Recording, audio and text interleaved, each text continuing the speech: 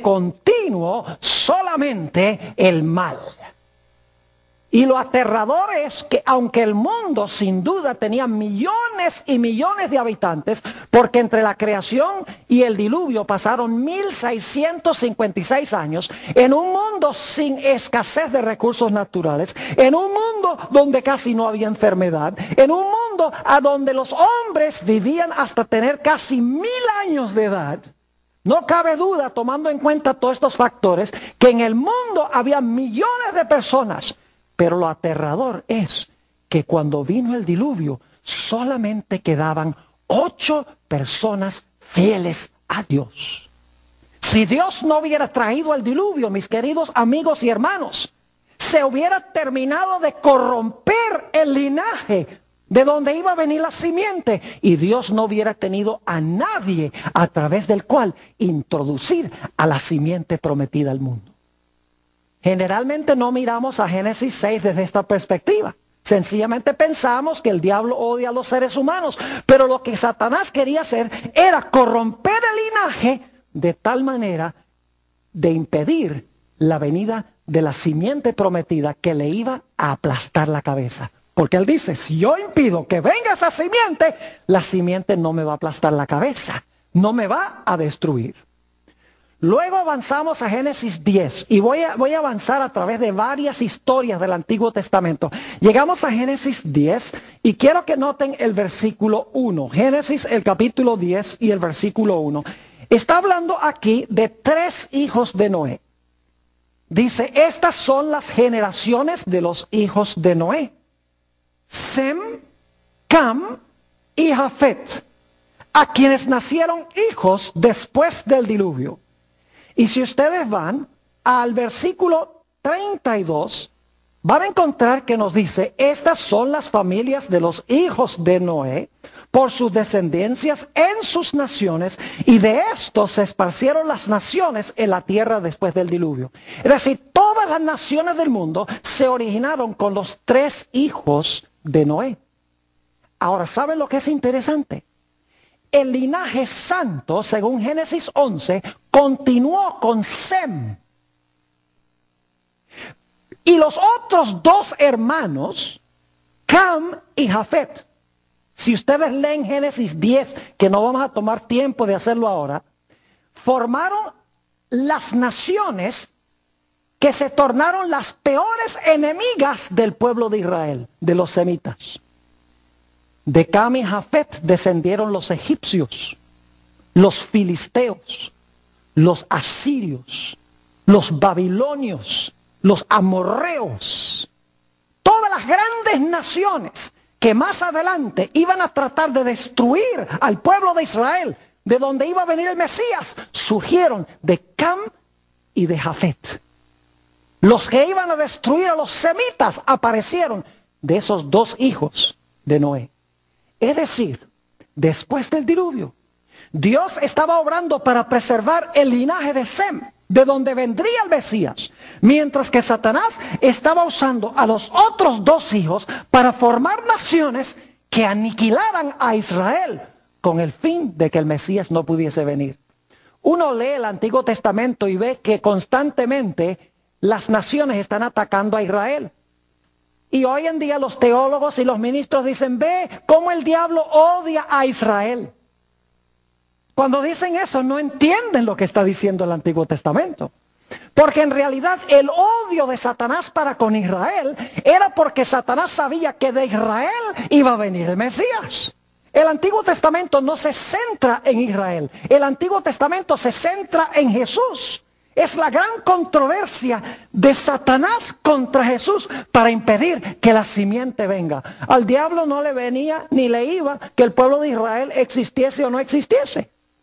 A él lo único que le importaba es que del pueblo de Israel iba a venir el Mesías. Y ya después del diluvio está formando las naciones que se van a enemistar con Israel, que van a procurar destruir a Israel y a través de la destrucción de Israel destruir la posibilidad de que venga la simiente prometida. Y luego avanzamos a la historia de la Torre de Babel. Note lo que dice Génesis, el capítulo 11 y el versículo 4. Génesis, el capítulo 11 y el versículo 4. Está hablando de la construcción de la Torre de Babel. Vamos a tener un tema completo en este seminario donde vamos a hablar de la experiencia de la Torre de Babel, porque lo que pasó allá va a pasar al final de la historia. Como todos se unieron allá en rebelión contra Dios, al final de la historia el mundo se va a unir en rebelión en contra de Dios. Pero no vamos a hacer ese paralelo ahora. Lo que quiero hacer ahora es mostrarle quiénes fueron los constructores de la torre.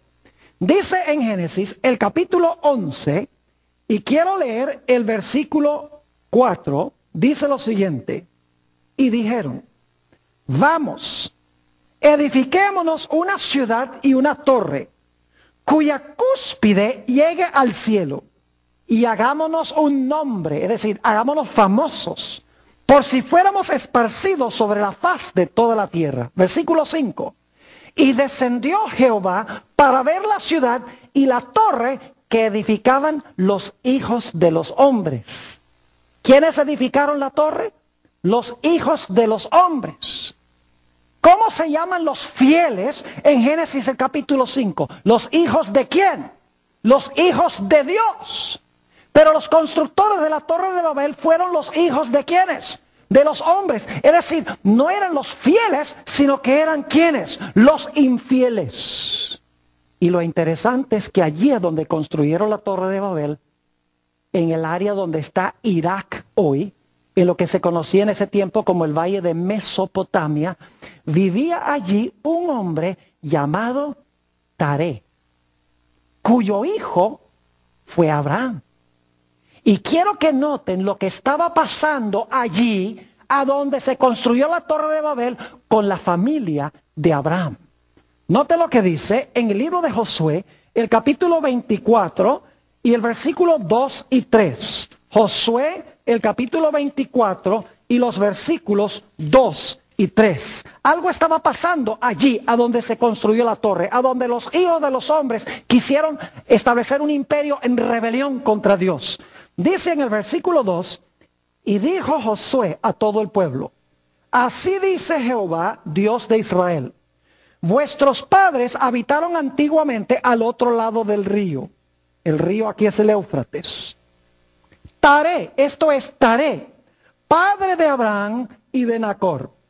¿Y qué pasaba con ellos? Y servían ¿a qué? A dioses extraños. ¿Qué estaba haciendo Satanás con la familia de Abraham?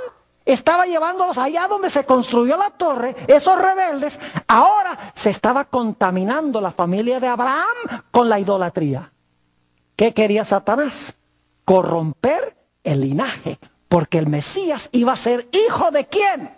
Iba a ser hijo de Abraham, según la Escritura. Noten el versículo 3. ¿Qué hace Dios para impedir que se termine de corromper el linaje? Dice en el versículo 3, y yo tomé a vuestro padre Abraham del otro lado del río y lo traje por toda la tierra de ¿qué? De Canaán, y aumenté su descendencia y le di a Isaac. ¿Qué hizo Dios para impedir que se terminara de corromper el linaje santo? Dios dice, ya no te vas a quedar allá a donde construyeron la Torre de Babel los hijos de los hombres. Te voy a sacar y te voy a llevar allá a la tierra de Israel para preservar el linaje de donde vendrá ¿quién? De donde vendrá el Mesías. Y Dios le hizo una promesa muy especial a Abraham. Noten Génesis, el capítulo 12 y el versículo 1 y el versículo 3. Génesis, el capítulo 12, y vamos a leer el versículo 1 y el versículo 3. Dice en el versículo 1, pero Jehová había dicho a Abraham, vete de tu tierra y de tu parentela y de la casa de tu padre, a la tierra que te mostraré, y haré de ti una nación grande, y te bendeciré, y engrandeceré tu nombre y serás bendición. Y ahora el versículo 3, bendeciré a los que te bendijeren, y a los que te maldijeren maldeciré. Y serán benditas en ti todas las familias de la tierra. Noten que Dios dice que a través de Abraham, todas las familias de la tierra iban a ser benditas. Yo pregunto, ¿Abraham fue pecador? ¿Pecó Abraham? Tenemos registrados varios pecados de Abraham. Entonces, ¿cómo es que Abraham iba a traer bendición a todas las naciones de la tierra si era pecador?